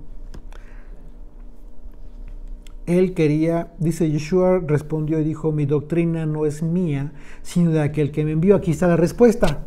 Claro, mi enseñanza no es mía, sino de aquel que me envió. El que quiera hacer la voluntad de Dios conocerá si la doctrina es de Dios o si yo hablo mi propia cuenta. Claro, ¿por qué? Porque el corazón discierne, el corazón del hombre discierne acerca de cuando el hombre busca su propia gloria o cuando realmente está hablando la palabra de Dios. Dice verso 18, el que habla por su propia cuenta, su propia gloria busca. Pero el que busca la gloria del que le envió, este es verdadero y no hay en él injusticia. Esto es una clara referencia a todo aquel que habla el Evangelio de Jesucristo, sus palabras, y no trata de lucirse con un tipo de enseñanza diferente que no tiene nada que ver con su Evangelio ni con su enseñanza, y que, como dijo él mismo, el Señor, su enseñanza no es de él, sino del Padre, del quien la envió. Verso 19. No os dio Moisés la ley, y ninguno de vosotros cumple la ley. Les pregunta, ¿por qué procuráis matarme? Respondió la multitud y dijo, demonio tienes, ¿quién procura matarte? Yeshua respondió y les dijo, una obra hice y todos os maravilláis. Por cierto, Moisés os dio la circuncisión. Fíjate, aquí tienes que conectar bien, porque dice, está hablando de que lo querían matar. Efectivamente, es una referencia al momento en que Yeshua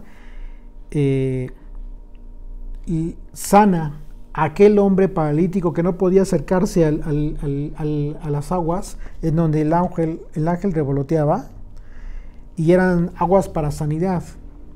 Entonces llega Yeshua y le dice que si quería ser sano, y le responde este hombre, no puedo, no me da tiempo, en lo que yo quiero ir, ya otros me ganaron. Pero bueno, en ese momento el Señor, siendo un día de reposo, le dijo, levántate y anda, y recogió su lecho y se fue. Pero a ese hecho, y entonces querían matarlo, después de una disertación, una discusión que tuvo con el liderazgo, lo querían matar, estaban buscando matarle. A eso se refiere con que lo querían matar. Pero mete la circuncisión. Dice, por cierto, Moisés os dio la circuncisión, no porque sea de Moisés, sino de los padres. Y en el día de reposo circuncidáis al hombre. Es decir, se estaba cumpliendo el mandamiento de la circuncisión justo en el día de reposo. ¿Y qué es lo que trae la circuncisión? ¿O cuál es el propósito de la circuncisión? Quitar la barrera para tener comunión con Dios, de acuerdo a lo que estudiamos en Génesis 17. Circuncisión implica retirar el prepucio, una vez más. Y prepucio significa orla, es la palabra hebrea orla, que significa literalmente barrera. ¿Sí? De manera que es lo que tienes que retirar. Simbólicamente hablando, tienes que retirar esta barrera para que tú puedas tener comunión con Dios. ¿Okay? Entonces lo que está diciendo aquí el Señor dice, por cierto, Moisés os dio circuncisión, la circuncisión. No porque sea de Moisés, sino de los padres. Y en el día de reposo circuncidáis al hombre. Es decir, se hace algo bueno por estos niños a los 8 días de nacimiento. Versículo 23. Si recibe el hombre la circuncisión en el día de reposo, para que la ley de Moisés no sea quebrantada, os enojáis conmigo, porque en el día de reposo sané completamente a un hombre. ¿Sí te das cuenta cómo lo conecta el Señor? Este es el evento de Juan 5, del 5 al 16. Juan 5, del 1 al 16, desde el versículo 1. Dice, después de estas cosas había una fiesta de los judíos una vez más, ¿sí? Y subió Yeshua a Jerusalén, y en Jerusalén, cerca de la puerta de las ovejas, un estanque llamado en hebreo Betesda, el cual tiene 5 pórticos. En estos yacía una multitud de enfermos, ciegos, cojos y paralíticos que esperaban el movimiento de las aguas, porque un ángel descendía de tiempo en tiempo al estanque y agitaba el agua, revoloteaba. Y el que primero descendía al estanque después del movimiento del agua quedaba sano de cualquier enfermedad que tuviese. Y había allí un hombre que hacía 38 años que estaba enfermo. Cuando Yeshua lo vio acostado y supo que llevaba ya mucho tiempo así, le dijo: ¿quieres ser sano? Señor, le respondió el enfermo, no tengo quien me meta en el estanque cuando se agite el agua, y entre tanto que yo voy, otro desciende antes que yo. Yeshua le dijo: levántate, toma tu lecho y anda. Y al instante aquel hombre fue sanado, y tomó su lecho y anduvo, y era día de reposo aquel día. A ese evento se refiere el Señor. Entonces los judíos dijeron a aquel que había sido sanado: es día de reposo, no te es lícito llevar tu lecho. Fíjate aquí lo absurdo. ¿No vieron que era un super milagro después de 38 años? Y en lo que se estaban fijando, a ese grado de ceguedad llega la religión. En aquel entonces y hoy en día. Y le respondió: el que me sanó, él mismo me dijo: toma tu lecho y anda. Entonces le preguntaron: ¿quién es el que te dijo toma tu lecho y anda? No le preguntaron quién te sanó, no, quién te dijo que transgredieras según su propia ley. Verso 13. Y el que había sido sanado no sabía quién fuese, porque Yeshua se había apartado de la gente que estaba en aquel lugar. Después le halló Yeshua en el templo y le dijo: mira, has sido sanado, no peques más, para que no te venga alguna cosa peor. El hombre se fue y dio aviso a los judíos, a los líderes, una vez más a los líderes, que Yeshua era el que le había sanado. Y por esta causa los líderes judíos perseguían a Yeshua y procuraban matarle. ¿Ya te diste cuenta?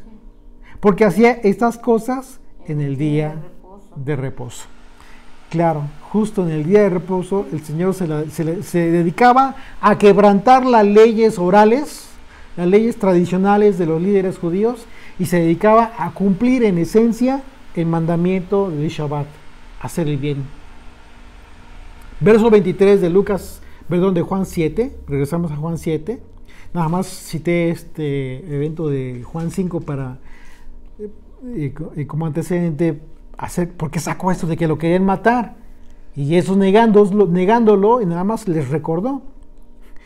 Versículo 23, si recibe el hombre la circuncisión en el día de reposo para que la ley de Moisés no sea quebrantada, ¿os enojáis conmigo porque en el día de reposo sané completamente a un hombre?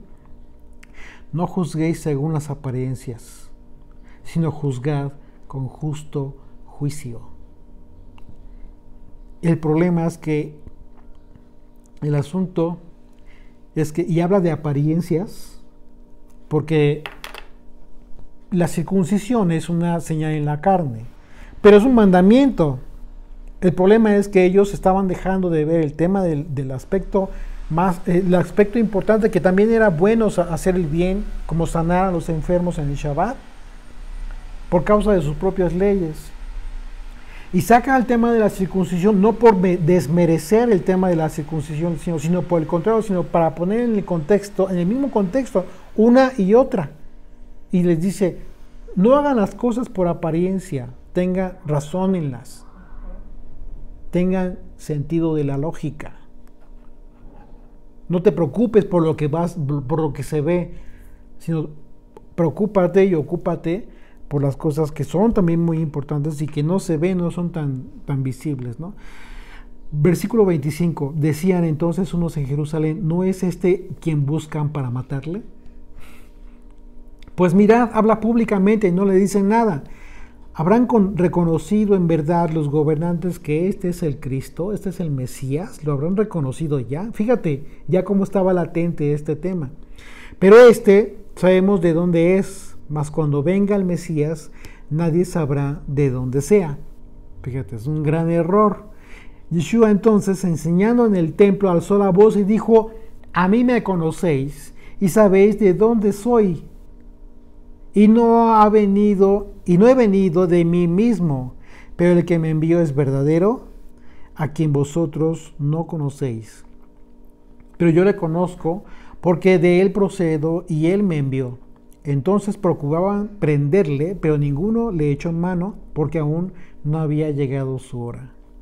Y muchos de la multitud creyeron en él y decían: el Mesías, cuando venga, hará más señales de las que hace este. Se preguntaban, o sea, ¿qué más querían, no? O sea, eran cosas inigualables. Verso 32, los fariseos oyeron a la gente que murmuraba de él estas cosas, y los principales sacerdotes y los fariseos enviaron alguaciles para que le prendiesen. Entonces Yeshua dijo: todavía un poco de tiempo estaré con vosotros, iré al que me envió. Me buscaréis y no me hallaréis. Para este tiempo ya estaba próxima la fecha de su muerte. Por eso dice: aún un poco de tiempo y ya no me veréis. Si estamos hablando de que estamos en la época de la fiesta de los tabernáculos y Yeshua murió en Pesaj, estamos hablando de que es aproximadamente noviembre, diciembre, enero, febrero, marzo, 6 meses más del calendario común. Dice: entonces los judíos dijeron entre sí: ¿a dónde se irá este que no le hallemos? ¿Se irá a los dispersos entre los griegos y enseñará a los griegos? Fíjate lo que acaba de decir, verso 34, una vez más: me buscaréis y no me hallaréis. A donde yo estaré, vosotros no podréis venir.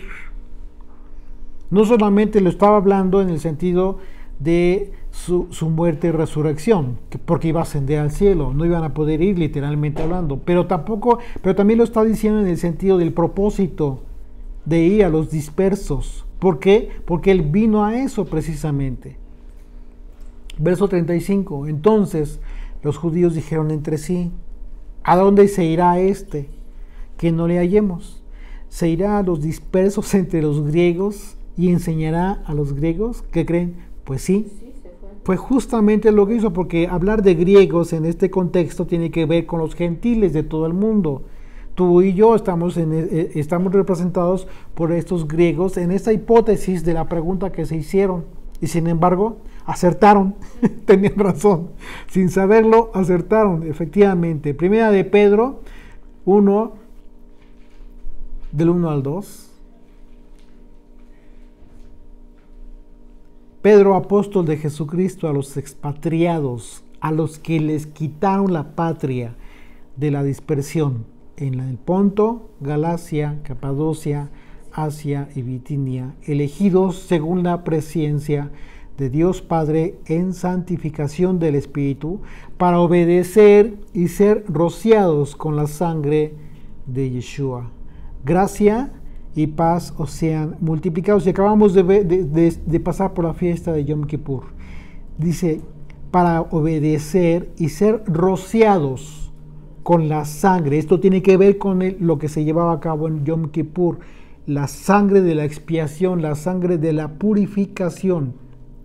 Una vez más, si ya recordamos Yom Kippur y lo que se hacía en Yom Kippur con el pueblo, con la sangre de expiación, fíjense una vez más, verso 2, elegidos según la presciencia de Dios Padre en santificación, ¿sí? Purificación, santificación, apartados del Espíritu, para obedecer y ser rociados con la sangre de la salvación de Jesucristo. Gracia y paz o sean multiplicadas. Primera de Pedro 2, 9 y 10. Mas vosotros sois linaje escogido, real sacerdocio, nación santa. ¿Se acuerdan que lo acabamos de ver? Que no tiene nada que ver con el tema de que estamos ya sustituyendo a los levitas, ¿no? Esto tiene que ver justo con Éxodo 19, 5 y 6, una vez más, solo para recordar. Ahora pues, si diereis oído a mi voz justo antes de entregar la ley en el Sinaí, y guardareis mi pacto, vosotros seréis mi especial tesoro sobre todos los pueblos, porque mía es toda la tierra, y vosotros me seréis, una vez más, un reino de sacerdotes y de gente santa. Estas son las palabras que dirás a los hijos de Israel. Esto fue en referencia a lo que Pedro está citando esto. Primera de Pedro 2, del 9 al 10. Mas vosotros sois linaje escogido, real sacerdocio, nación santa, pueblo adquirido por Dios, para que anunciéis las virtudes de aquel que os llamó de las tinieblas a su luz admirable. Versículo 36 de Juan 7, regresamos a Juan 7. ¿Qué significa esto que dijo, me buscaréis y no me hallaréis, y a donde yo estaré, vosotros no podréis venir? Se preguntaban. Versículo 37, en el último y gran día de la fiesta, ¿cuál fiesta estamos hablando? ¿En cuál fiesta se estaba llevando todo este evento? En la fiesta de los tabernáculos, en Sucot. Yeshua se puso en pie y alzó la voz diciendo, fíjate, en el último y gran día. ¿Se acuerdan del evento histórico en donde se vertía el agua? Se dice en la historia que el pueblo, los líderes sobre todo, en el momento que se llevaba a cabo la libación de las aguas sobre el altar, caminaban alrededor del altar. Y haciendo esto, ellos miraban al cielo y clamaban, Simchat be Hashoeva. Es decir, gritaban o elevaban su voz para decir, mándanos las aguas de tu salvación. De acuerdo a la profecía de Isaías que ya leímos, la extracción de las aguas. Y un dato aún más importante todavía, que no es de desmerecer, estas aguas eran especiales, por las que se llevaba a cabo la libación en el altar. Estas aguas eran traídas del estanque del Siloé que se encontraba cerca del templo. De acuerdo a la historia también, era el sumo sacerdote el único encargado de ir por esa, no se las traía, sino él iba personalmente y traía de esa agua, y esa agua era justo la que se derramaba. Ese estanque del Siloé fue a donde Yeshua envió a aquel ciego que le pone lodo en sus ojos y le dice, vete a lavar al estanque del Siloé. Siloé es una palabra hebrea que significa enviado, Shiloh, y que también te remonta a la profecía dada a Judá acerca del tiempo en que mantendría la ley, pero que este báculo, que esta autoridad le sería quitada cuando venga Shiloh, es decir, cuando nació el Señor. Pero bueno, estos son aspectos que pues obviamente te conectan con toda la escritura.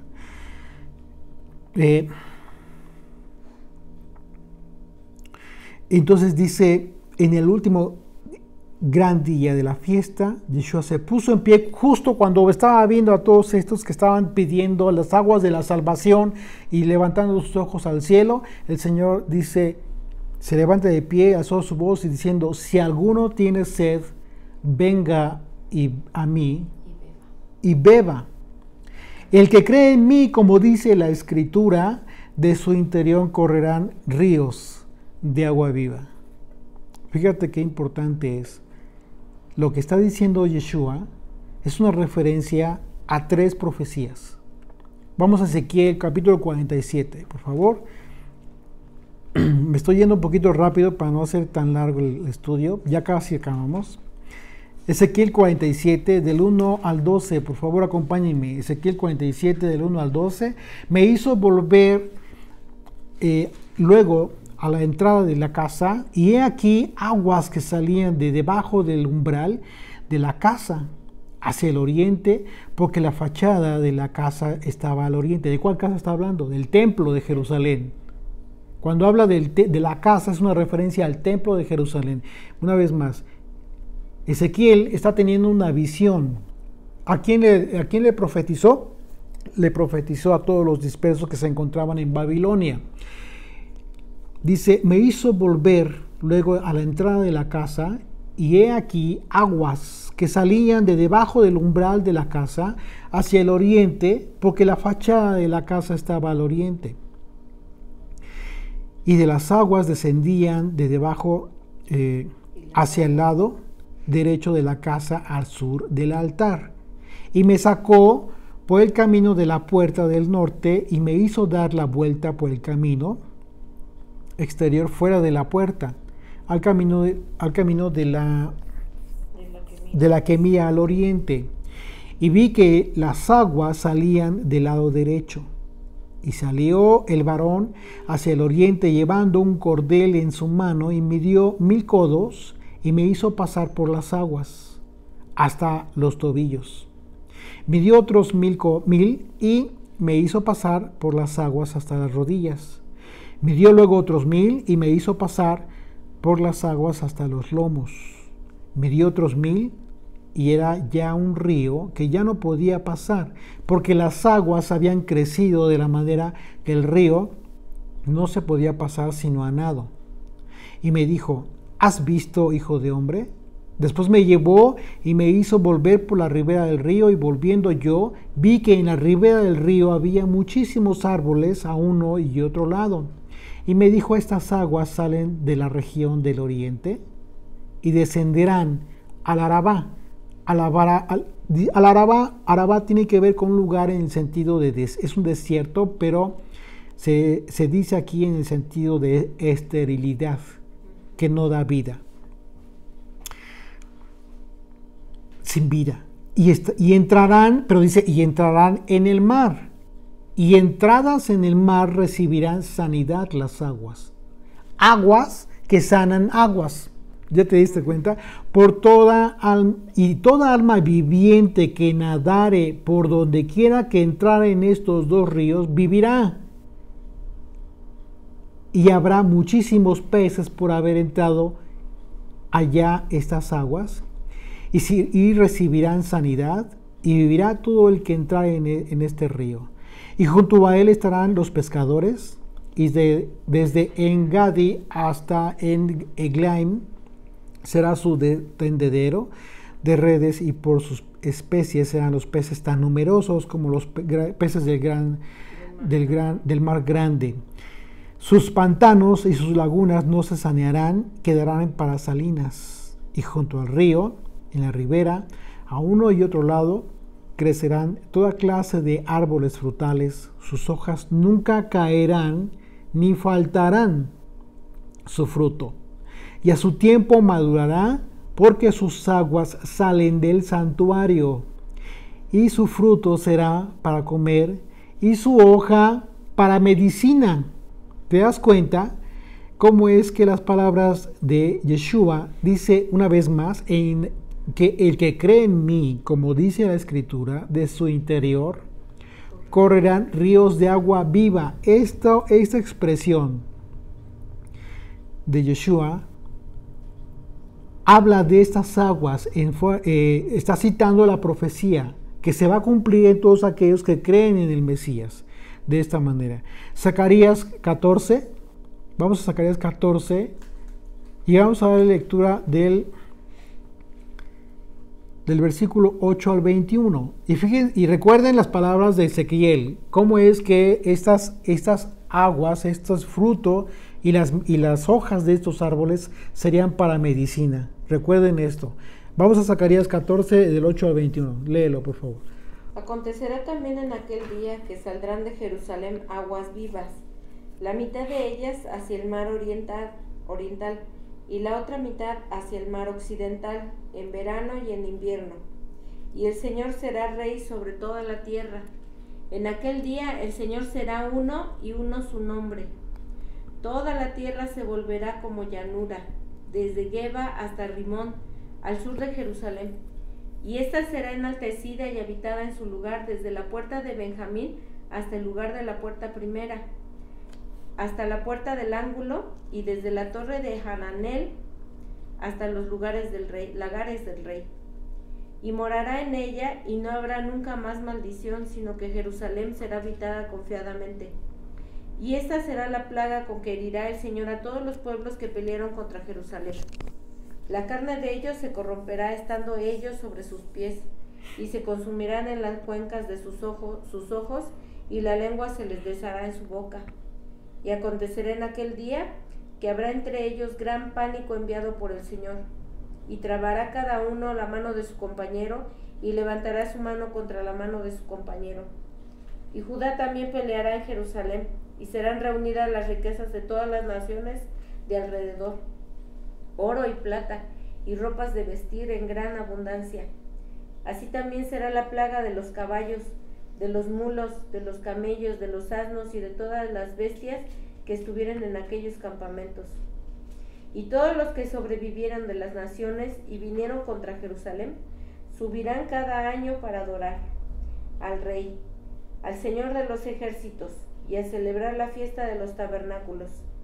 Y acontecerá que los de las familias de la tierra que no subieran a Jerusalén para adorar al Rey, el Señor de los ejércitos, no vendrá sobre ellos lluvia. Y si la familia de Egipto no subiere y no viniere, sobre ellos no habrá lluvia. Vendrá la plaga con que el Señor herirá a las naciones que no subieren a celebrar la fiesta de los tabernáculos. Esta será la pena del pecado de Egipto y del pecado de todas las naciones que no subieren para celebrar la fiesta de los tabernáculos. En aquel día estará grabado sobre las campanillas de los caballos: santidad al Señor. Así es. Y las ollas de la casa del Señor serán como los tazones del altar. Y toda olla en Jerusalén y Judá será consagrada al Señor de los ejércitos, y todos los que sacrificaren vendrán y tomarán de ellas y cocerán en ellas, y no habrá en aquel día más mercader en la casa del Señor de los ejércitos. Amén. Esta profecía, de forma muy rápida, solamente está refiriendo a la fiesta de los tabernáculos, pero ya en el tiempo del reinado del Mesías, después de la última guerra. Si se dan cuenta, la plaga de la que habla acerca de que serían desintegrados literalmente, está hablando de los últimos tiempos, el tiempo de la última guerra, la guerra de Gog y Magog, en referencia al tiempo previo al reinado del Mesías. Y una vez que está reinando el Mesías, habla acerca de todas aquellas naciones que pelearon contra Jerusalén y que pelearon contra el Señor y que fueron vencidas, y que peor aún no celebren las fiestas de los tabernáculos, no caerá lluvia sobre ellos. Todo el tema del agua, pero en relación a la bendición y la promesa de Jesucristo, cuando dijo: el que cree en mí, como dice la Escritura, de su interior correrán ríos de agua viva, y habla acerca de la sanidad. Apocalipsis 22, del 1 al 5. Después me mostró un río limpio de agua de vida, un río limpio de agua de vida, resplandeciente como cristal, que salía del trono de Dios y del Cordero. En medio de la calle de la ciudad, y a uno y otro lado del río, estaba el árbol de la vida, que produce 12 frutos, dando cada mes su fruto, y las hojas del árbol eran para la sanidad de las naciones. Se dan cuenta como aquí ya en Apocalipsis se confirma la profecía de Ezequiel. Y no habrá más maldición, y el trono de Dios y el Cordero estará en ella, y sus siervos le servirán, y verán su rostro, y su nombre estará en sus frentes.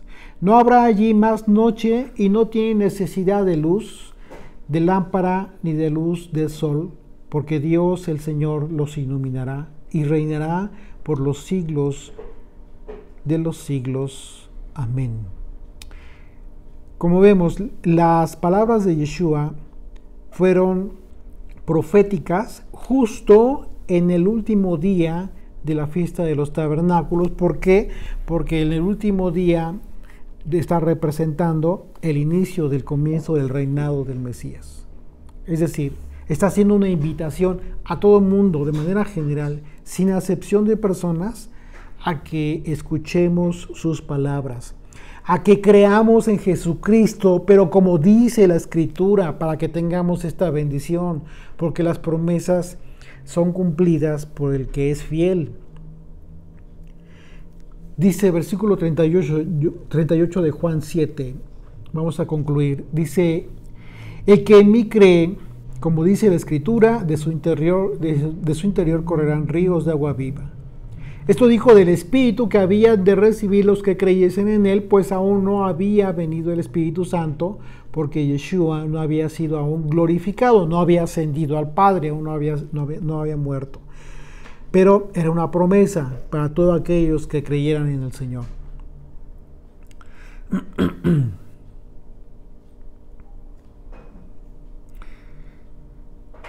Dice entonces, verso 40, entonces algunos de la multitud, oyendo estas palabras, decían: verdaderamente, este es el profeta. Otros decían: este es el Mesías. Pero algunos decían: ¿de Galilea ha de venir el Mesías? ¿No dice la Escritura que del linaje de David y de la aldea de Belén, de donde era David, ha de venir el Mesías? Hubo entonces disensión entre la gente a causa de él, y algunos de ellos querían prenderle, pero ninguno le echó mano.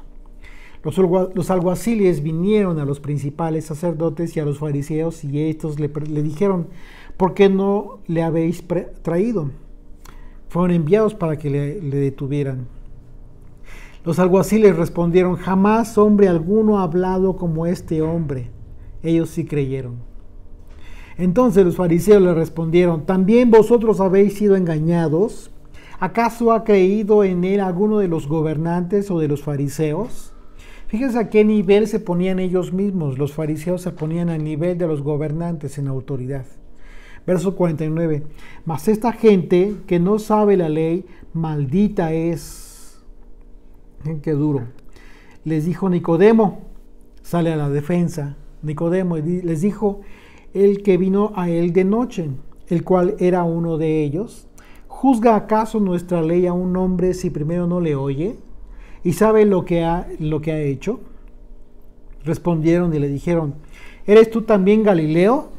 Escudriña y ve que de Galilea nunca se ha levantado profeta.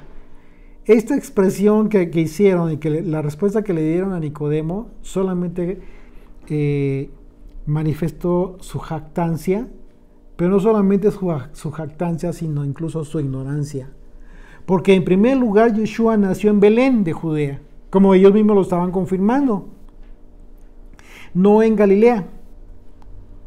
Mateo 2:1 dice claramente: cuando Yeshua nació en Belén de Judea en días del rey Herodes.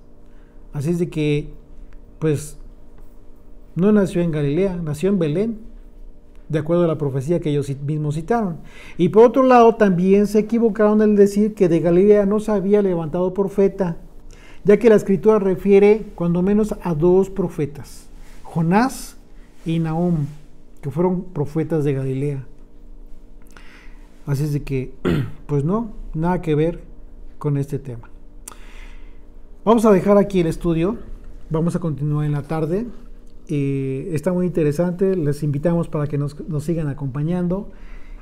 Esperamos que tengan ustedes un tiempo hermoso, maravilloso durante todos estos 8 días, incluyendo el último día de reposo. Y les invitamos a que consideren todos los temas de los que estuvimos hablando, que nos acompañen, que no dejen de estar alegres, porque es un mandamiento estar alegres, porque es fiesta para el Señor. Vamos a despedirnos con una oración, por favor. Gracias te damos, papito, por estas aguas, Señor, que han salido desde Siloé, que nos han alimentado y que nos están dando vida, Padre eterno. Te bendecimos y que toda esta palabra, Señor, quede grabada en nuestra mente y en nuestro corazón para poder estar gozosos delante de ti en esta fiesta, Señor. Padre eterno, bendice a tu pueblo en este día del Shabbat, en el nombre y por los méritos de Yeshua. Amén. Amén.